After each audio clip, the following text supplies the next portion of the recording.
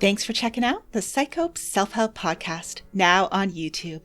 Our podcast launched on most major podcast directories back in December of 2022, with regular episodes throughout 2023. And now here in 2024, we're making sure all of our episodes are available for the lovely people who prefer listening to podcasts on YouTube. There may be times when the dates don't quite match up, so thanks in advance for your understanding. Please refer to the video description for links to any resources discussed during the show. We'll be sure to point you in the right direction.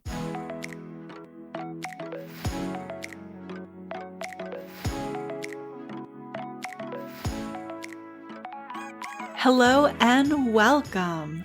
You're listening to the PsycHope Self-Help podcast, a space for women where psychology illuminates paths to healing, hope, and personal growth. I'm Dr. Jennifer McManus, a clinical psychologist, and I'll be your host. Each episode, we'll explore a different way to use psychology to enhance emotional wellness. Hope you enjoy the show.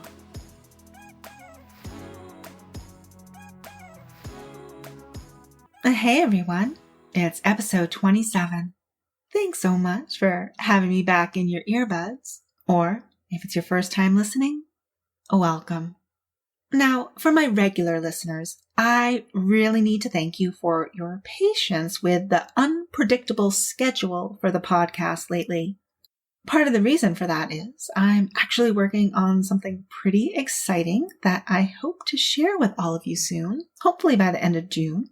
As you know, I'm really feeling called these days to extend the impact of my background in psychology beyond providing therapy to just one person at a time and in only one state. And so this self-help podcast is one of the ways I'm answering that calling. And I'm so excited to share with you this upcoming self-help resource I've been working on too. So please stay tuned for that. Despite being pulled in the direction of the upcoming PsycHope Self-Help resource I've been working on and can't wait to share with you, I do still want to bring you a couple episodes in the interest of Mental Health Awareness Month. With last month being Stress Awareness Month and May being Mental Health Awareness Month, I thought it would make sense to have the topic of this episode serve as a sort of bridge between these two important areas of wellness, stress and mental health. Now, if you heard the last episode where we highlighted the top 10 most stressful life events, you may recall there's a connection between stress and the development of health conditions. Specifically, heightened stress is associated with an increased risk for developing health conditions, including mental illness. So in this episode, I want to hone in on that connection between stress and mental illness by exploring a framework used in psychological research and clinical work for explaining why the likelihood of developing a mental illness varies from one person to the next. Even in families where there's a history of mental illness, some family members develop a mental illness and other family members do not. Maybe you've noticed this pattern in your own family. The framework we can use to understand why this occurs is called the Diathesis Stress Model. This psychological model takes into account how one's diathesis and stressors interact in the development of mental health problems and mental illness. So let's break that down some. Just interrupting here to tell you about a new resource I created for you. If you're experiencing high levels of work stress, this resource is for you.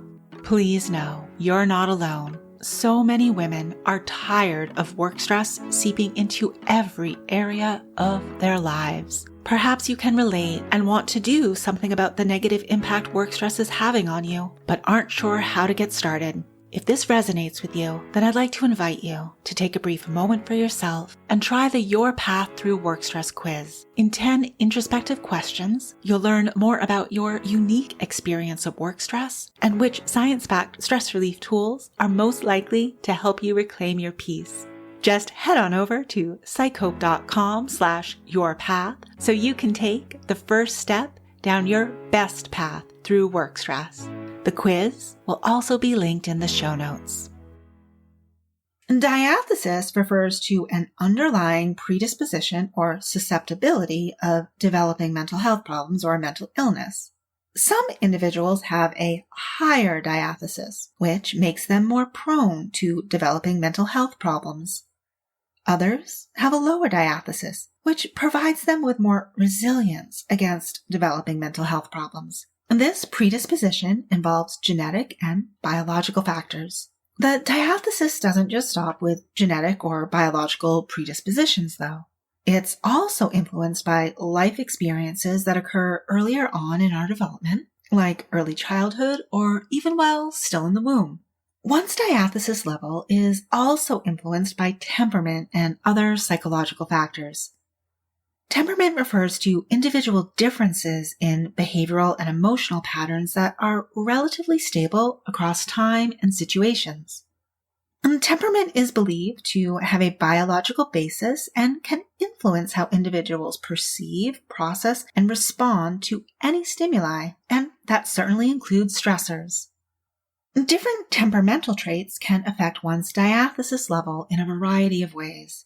Let's take reactivity as a facet of temperament, for example. Some individuals may have a higher reactivity, meaning they exhibit stronger emotional responses to stimuli or stressors. They may be more prone to experiencing intense anxiety or negative emotions when confronted with stressors. This heightened reactivity can contribute to an increased diathesis level.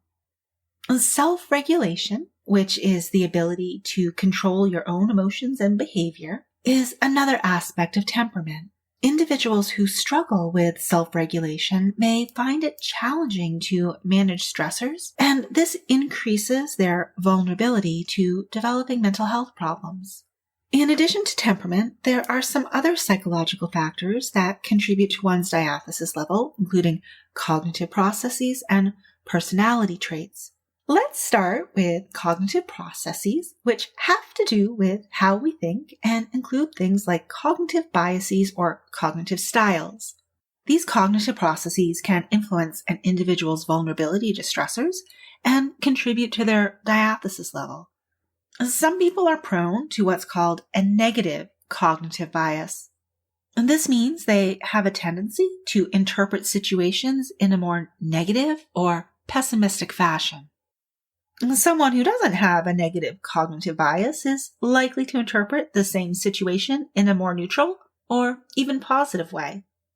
In the context of the Diathesis Stress Model, a negative cognitive bias can amplify the impact of stressors when they do occur, making a person who is more prone to a negative cognitive bias more susceptible to developing mental health problems. Another relevant cognitive style here is rigid thinking patterns. Individuals who have rigid thinking patterns, sometimes called cognitive inflexibility, may struggle to adapt to new or challenging situations. This rigidity can limit their ability to effectively cope with stressors and can increase their vulnerability to mental health problems. In other words, raise their diathesis. Personality traits can also influence an individual's diathesis level. Certain traits can make individuals more susceptible to stressors or can affect their ability to cope. Neuroticism is a trait to consider here. Neuroticism can be characterized as a tendency to experience negative emotions and be more emotionally reactive. High levels of neuroticism can increase vulnerability to stressors and contribute to a higher, you guessed it, diathesis level. Now, everything I've described up to this point has been about understanding what contributes to one's diathesis. The second part of the Diathesis Stress Model is the role stressors play in triggering or exacerbating mental illness or mental health problems. In the last episode, we took a deep dive into stressors, so if you haven't heard that episode yet, I invite you to take a listen. In terms of a quick summary for today's purposes, though, stressors can be external events or circumstances that an individual experiences. Examples of stressors include traumatic events such as abuse, We might also experience loss, significant life changes like a change in job or residence, or ongoing chronic stress.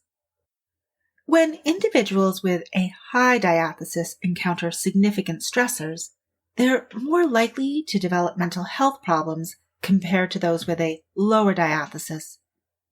If someone already has a mental illness, without an effective relapse prevention plan, symptoms of a mental illness can return or get worse in the face of significant stressors. The Diathesis Stress Model highlights the importance of the interaction between underlying vulnerability and stress. A person with a low diathesis may be able to withstand high levels of stress without developing mental health problems, while, on the other hand, someone with a high diathesis may develop mental health problems even with relatively minor stressors. This psychological model also recognizes that the relationship between diathesis and stress is not deterministic, and that protective factors such as social support, coping skills, and access to resources can all influence the impact of stress on mental health outcomes. So, just as earlier adverse life experiences can raise one's diathesis, other types of earlier life experiences can serve as protective factors against stressors. These experiences help to build one's resiliency. Supportive relationships and positive role models are some examples of protective factors that can help us strengthen our resiliency. Hang on to these points because we're definitely coming back to the topics of protective factors and resiliency before wrapping up this episode. While the Diathesis Stress Model can be a valuable framework for understanding the interaction between vulnerabilities and stressors in the development of mental health problems and mental illness, it's not without its limitations. One limitation is the challenge of accurately measuring and quantifying both diathesis and stressors. Identifying specific genetic or biological vulnerabilities and objectively measuring stressors can be complex and may vary across different individuals and contexts. Also, the Diathesis Stress Model has faced criticism for its lack of specificity regarding the nature of diatheses and stressors. It doesn't provide detailed explanations of the biological, psychological, or social factors that contribute to vulnerability, or the precise mechanisms through which stressors interact with vulnerabilities to lead to the development of mental health problems or mental illness. I also want to mention that more comprehensive models than the Diathesis Stress Model are being used more often in psychological research and clinical work these days. These newer models recognize the complex interplay between many factors, including genetics, neurobiology, environment, and social determinants of mental health. The Diathesis Stress Model serves as the foundation for these more intricate models, though, and was a great place to start for the purpose of this podcast. So now that we've reviewed the Diathesis Stress Model and have a better understanding of the vulnerability of developing mental health problems, as well as resiliency to them, let's use that knowledge to see how we can better cope with stressors in the interest of preventing mental health problems. From a prevention standpoint, the Diathesis Stress Model suggests that interventions focus on reducing both vulnerability, the diathesis, and exposure to stressors. As you're about to hear, many of these interventions are self-help interventions. Strategies for reducing vulnerability can include things like early identification and intervention for individuals at risk. To reduce the impact of stressors, interventions may involve stress management techniques, improving coping skills, tapping into social support networks, and creating environments that minimize stress. Let's put this together now with an example to bring it all to life. Now, I know a lot of my listeners are working women who like to tune into the podcast during their commutes. So let's put the Diathesis Stress Model in the context of a woman experiencing stress from her job and how that may or may not impact her mental health depending on her diathesis level. So picture a talented and driven woman who's excelling in her career. She's constantly under pressure, though, to meet deadlines and manage demanding projects. She's really struggling to maintain some semblance of work-life balance. She's experiencing all this work-related stress with her own unique level of vulnerability to mental health problems, her diathesis, which could be influenced by factors such as her genetics, early life experiences, and her individual temperament. In other words, it's not just the stress from her job that determines whether or not she develops mental health problems, but the interplay between her vulnerabilities and those stressors from work. For instance, imagine our ambitious woman has a higher diathesis, meaning she's more prone to experiencing mental health challenges.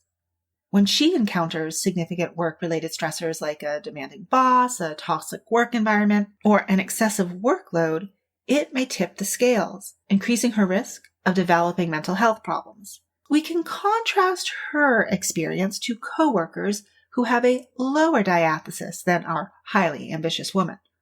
Even though they're in the same stressful work environment, the coworkers with lower diathesis levels don't experience those work-related stressors at the same level of intensity as the woman who has the higher diathesis. It's important to remember that vulnerability alone does not determine the development of mental health problems. Other factors come into play, such as protective factors like social support, coping skills, and access to resources. These factors can buffer the impact of stressors on mental health outcomes. So, say our same highly ambitious woman has been going strong on practicing mindfulness meditations. Or perhaps she's been using her excellent health insurance benefits from that super stressful job to see a therapist on a weekly basis. Her coping skills and access to resources can serve as protective factors that help build resilience to mental health problems. As we wind down Mental Health Awareness Month, I think it's important to highlight how we can use self-help interventions to enhance our own resilience. Engaging in regular self-care activities that promote physical, emotional, and mental well-being are some examples of how we can work on our own resilience. Self-care is going to vary in terms of what's most helpful for one woman to the next. Self-care might look like practicing mindfulness or meditating, engaging in regular physical exercise, maintaining a balanced and nutritious diet, making sure you're getting enough sleep, or protecting your time for hobbies or activities that bring you joy and relaxation. Having a strong network of family, friends, and colleagues who can provide emotional support, encouragement, and practical assistance also help build resiliency. Social support is all about staying connected with loved ones, seeking social interactions, and engaging in activities that foster positive relationships. Participating in support groups or seeking professional therapy can also be beneficial. Coping with stressors involves learning and practicing stress management techniques that work for you. This could include deep breathing exercises, progressive muscle relaxation, journaling, engaging in creative outlets, or participating in activities that you personally find relaxing. You might need to experiment with different techniques to find what works best for you. Time management and work-life balance can also help, especially with stressful work situations. Here we want to think about developing effective time management skills and establishing boundaries between our work and personal life. A few time management approaches to consider include prioritizing tasks, delegating when possible, and avoiding overcommitting yourself. I know it can be hard for some of us, but it's okay to say no. Remember to take breaks during the workday, establish and maintain routines that promote work-life balance, and make time for activities that bring fulfillment and enjoyment outside of work. Another way to help build resiliency to stressors is to catch our thoughts. Remember that cognitive appraisals are related to our diathesis, so how we interpret a given stressful situation matters. Here we can do our best to challenge negative thinking patterns and develop a more helpful and resilient mindset.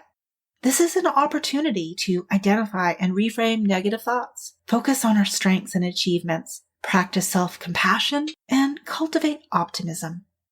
Remember, building resilience is a process, and it takes time to develop. It's important to be patient and kind to yourself throughout the journey.